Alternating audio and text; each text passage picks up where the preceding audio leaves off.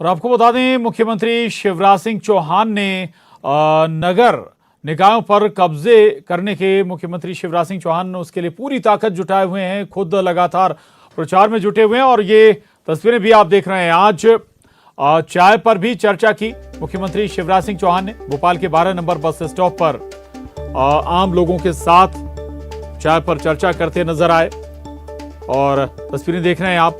BJP candidate मालती राय के लिए भी उन्होंने भोपाल में प्रचार किया और न केवल भोपाल में बल्कि पूरे प्रदेश में अगर हम जिक्र करें निकाय चुनाव में तो खुद प्रचार का जिम्मा शिवराज सिंह चौहान ने अपने कंधों पर ले रखा है और भोपाल में भी उन्होंने प्रचार किया, लोगों के साथ चाय पर चर्चा की।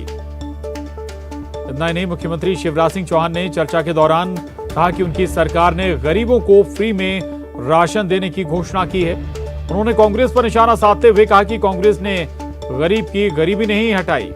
चाय पर चर्चा के बाद सीएम शिवराज सिंह चौहान ने भोपाल के ईदगाह हिल्स पर आम सभा को संबोधित भी किया।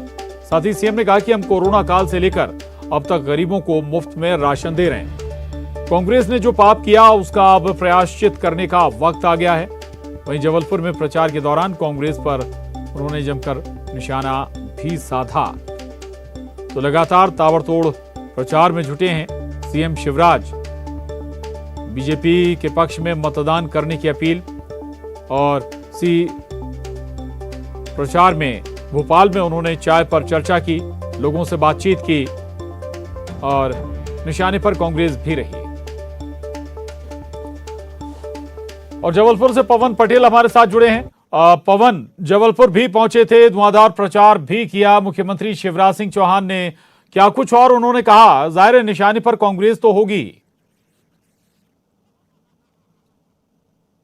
निशाने पर कांग्रेस ही है और अभी जो सभाएं हो रही हैं सभी जगह न सिर्फ अपने भाजपा प्रत्याशियों को जिताने की अपील कर रहे हैं शिवराज सिंह चौहान, बल्कि कांग्रेस को लेकर लगातार बयानबाजी भी कर रहे हैं। जबलपुर में उन्होंने जो महत्वपूर्ण बातें कही हैं, उन्होंने कुछ योजनाओं का जिक्र किया, संबल योजना, आयुष्मान योजना, बच्चों की शादी की योजनाओं को लेकर के जिन्हें कांग्रेस ने बंद कर दिया था, उन योजनाओं का जिक्र करते हुए कांग्रेस पर आरोप लगाया कि गरीबों का हक छीनने का काम 15 महीने की सरकार में कमलनाथ ने किया था। वहीं साथ ही साथ वर्तमान में जो चुनाव है नगरीय निकाय, उस पर भी उन्होंने कांग्रेस के जो प्रत्याशी हैं महापौर और पार्षद के, उनको लेकर के बड़ा बयान दिया है। उनका कहना है, शिवराज सिंह चौहान ने स्पष्ट कहा है कि ये बिल्डरों को प्रत्याशी बनाया गया है जो आने वाले समय में यदि चुनाव जीत जाते हैं तो फिर जमीनों पर कब्जा करेंगे और गरीबों का हक छीनने का काम एक बार फिर शुरू होगा।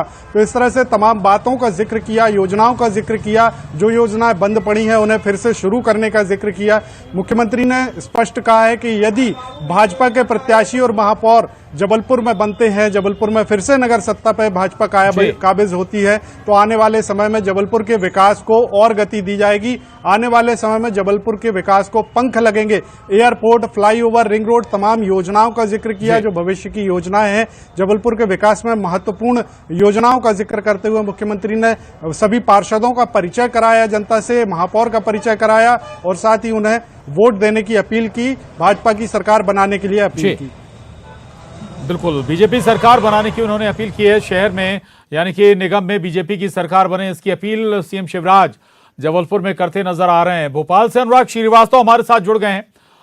अनुराग, अगर हम कहें कि पूरे मध्य प्रदेश में बीजेपी के लिए निकाय चुनाव के प्रचार का जिम्मा खुद सीएम ने संभाल रखा है तो गलत नहीं होगा।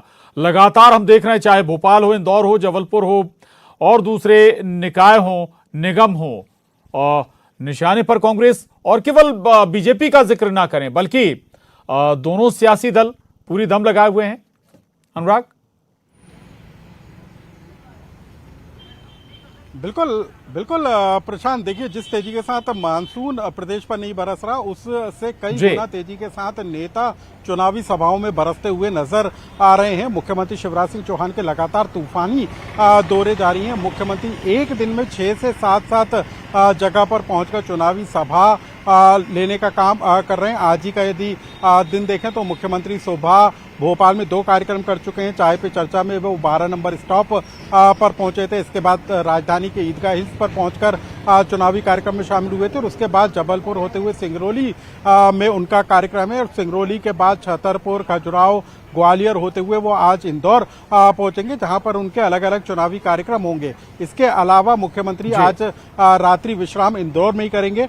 जिन बड़े शहरों पर नगरीय निकाय का चुनाव होना है वहां पर जो है मुख्यमंत्री का सबसे ज्यादा फोकस है और यही कारण है कि बड़े शहरों पर मुख्यमंत्री 2 से 3, 4 बार पहुंचकर वहां पर चुनावी कार्यक्रम कर रहे हैं। बीजेपी के प्रदेश अध्यक्ष वीडी शर्मा भी ऑडियो वीडियो ब्रिज के जरिए लगातार कार्यकर्ताओं से संपर्क बना रहे हैं। दूसरी तरफ कांग्रेस की बात करें तो दिग्विजय सिंह आज भोपाल में बड़ा रोड शो करने वाले हैं। 3-4 जगह उनके चुनावी कार्यक्रम होंगे। कमलनाथ के आज खंडवा में बड़ा रोड शो है, उसके बाद शाम को भोपाल में उनका कार्यक्रम होगा। तो कुल मिलाकर नगरीय निकाय चुनाव को नेताओं ने अपनी साख का सवाल बना लिया है और यही कारण है कि छोटे चुनावों में भी बड़े नेता पूरी तरीके से जोर लगाते हुए नजर आ रहे हैं। बिल्कुल बिल्कुल। एक और बात, एक और जो तस्वीर सामने आई, चाय पर चर्चा की मुख्यमंत्री शिवराज सिंह चौहान लोगों के बीच चर्चा कर रहे थे 12 नंबर स्टॉप में भोपाल में।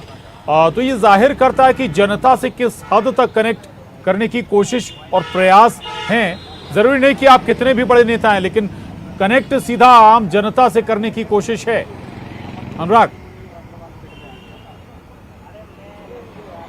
बिल्कुल प्रशांत, देखिए छोटे छोटे कार्यक्रमों के जरिए नुक्कड़ कार्यक्रम जो है स्थानीय लोगों पर ज्यादा असर डालते हैं क्योंकि उसमें स्थानीय मुद्दों को लेकर चर्चा की जाती है।